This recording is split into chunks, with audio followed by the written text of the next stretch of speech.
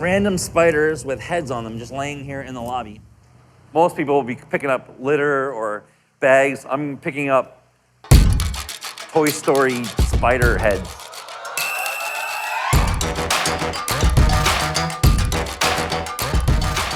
To build a brand properly, you can't just put your sign on the outside of the building, which we still don't have, but you have to get out into the community to build your brand.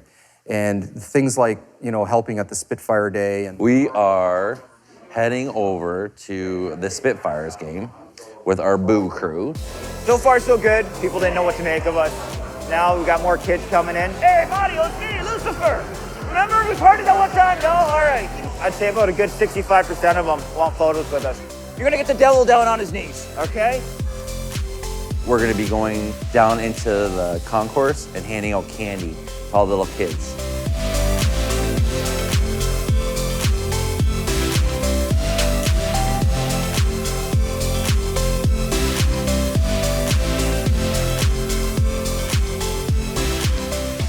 We were really worried about it. We were like, I don't know how they're gonna react to us. it's important because they're all going to be future customers. Going to the Canada Day Parade is awesome because those are all little kids that are our future. And if we get them to understand our brand, that we're not as scary as we're perceived, they'll attempt to come here. It was awesome. It was like when we were walking down there, people were they didn't know how to react to us, but then little kids started coming up, Josh coming in sliding, and people were screaming and cheering. It was a lot of fun, and we're definitely one of the highlights of the parade because people didn't know how to react to us, and they didn't expect it. Get in with the horde. Get in there, you damn zombie.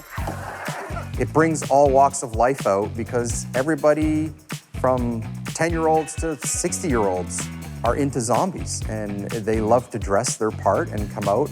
I mean, look at it. This is where our people, all our weirdos, in one spot. This is awesome. Like, look at how old these guys are. We raise money for the mission. We bring canned goods in. There's monetary donations, basically whatever you can. We partnered up with the Windsor Zombie Walk, I want to say in 2018, many years ago. I was at Pepper's. I knew that it was happening. I wasn't sure what it was. Then I saw a giant horde of zombies coming down the street, walked up the street, went down the other side of the street. And I was like, that was the most wackiest thing I've ever seen because all of them were in character. All of them didn't break character. It was just something that was weird and wacky. I wanted to be involved somehow. Awesome. I'm gonna go get in the truck and then guide. Yep. Michael Reeves was homeless at one time, and he's got a great story, and he explained to me like what it meant to be homeless. And he said that he was young, and what he experienced, he doesn't want other people to experience it. And if they are experiencing it, he wants to give them the help that they need. Just because the captain has no brains doesn't mean he has no heart. So he feels spectacular about this. Yeah, I think this year we had 300 people, and it's an awesome event, and it just keeps growing year over year. It's a fun way to help out and support the city of Windsor. This is our third year doing it, maybe our fourth year at the Scarehouse. So how fun is this, eh? It's just fun. It's like kids and families being weirdos. I mean, look at this. Like, here comes Chucky, like walking up the street with a zombie. Like, like what is that? Straight across, guys, straight across.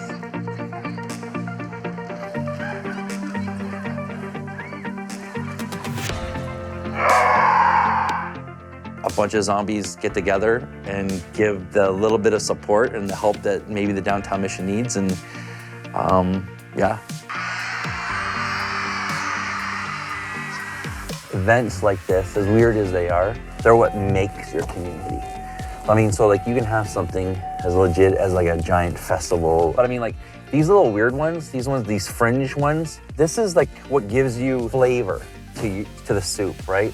We've been taken over by a bunch of munchkins. They're everywhere. This year, working with Celia, she works at Windsor Police Services, I asked her if she'd be interested in helping me put together what we call the Lights on Tour. So people are bringing their kids. Proceeds go to Special Olympics for Windsor LaSalle.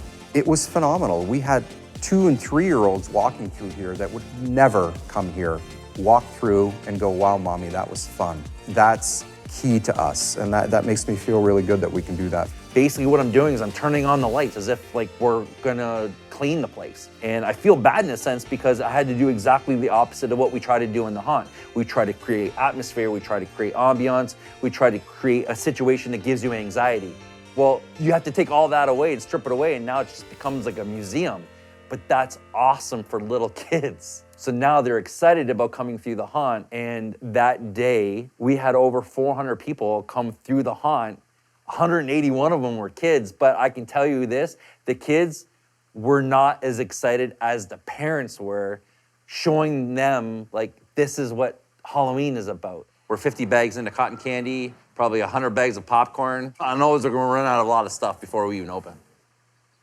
The first year we got into this warehouse was my last year scaring. It just got to the point where I was needed elsewhere. So these are my little molds. They're mostly for zombies. I'll make as many latex of these as possible and have them ready to go for us. Running the show and helping other people seeing where they can go with their creativity is more rewarding than being a part of scaring people.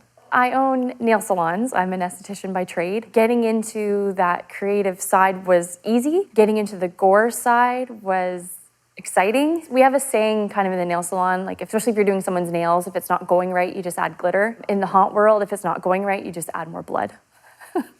I didn't realize Colleen was who she was. Her makeup was done so well that I literally did not know she was the same person. So I would spend hours doing my own makeup every night, coming in as a different character, trying out what I thought would be scary or show up well in the lighting of the room I was in, and then just kind of honing in what different mediums you can use to create a look. Doing makeup in this room is different than what they're gonna look like in the haunt. Let's go in the hallway. Let's go see what we can see when we look at that makeup in the hallway. Getting them to understand that the contrast needs to be extreme, that the colors need to be bold. What do we see?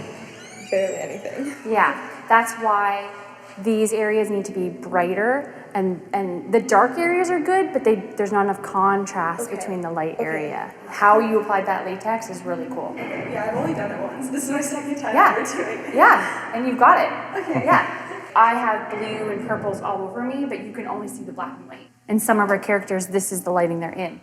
Yeah, so I have the most makeup people I've ever could schedule. So I'm just trying to make sure I'm giving them all a chance. So every night I need beauty done, I need clowns done, I need zombies done, I need a general evil, and then I need latex. There's a lot of cleaning at the end of every single night. I usually appoint someone to oversee all the cleaning, someone I trust to do it right. Usually ends up being my niece. So I think she's hoping to graduate from that job this year, but we'll see. We'll see if anyone's qualified to take her place. Again, I apologize for everything being so cluttered. My staff over there hasn't quite done my table. My helper. Shawn is my husband. We actually met at Woody's outhouse. Shawn, I have a question. Yes, Dara, what's your question? What if she says no? What if she says no? Hi, Gavin.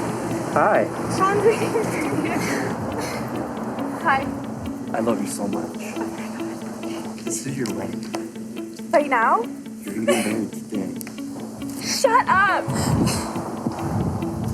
I don't even believe this right now. I don't even believe this. But first, you have to say yes. Yes, I'm gonna do. Today. Right now. Oh my God.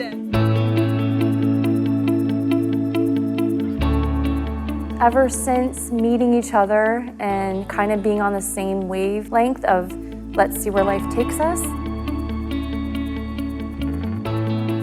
he pushes me outside my comfort zone. Sometimes I want to smash his face because of it, because it's frustrating and I don't always believe that I can do the job he expects me to do. Oh, I'm gonna cry.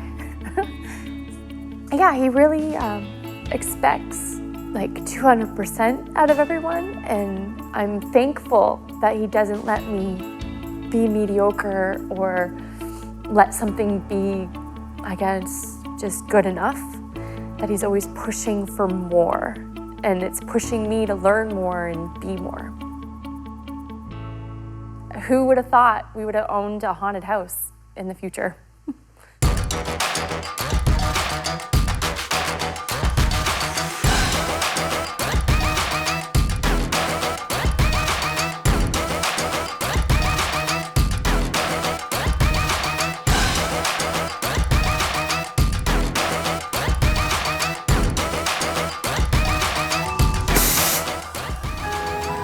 Yeah, that's good. Oh, yeah, that's a good one.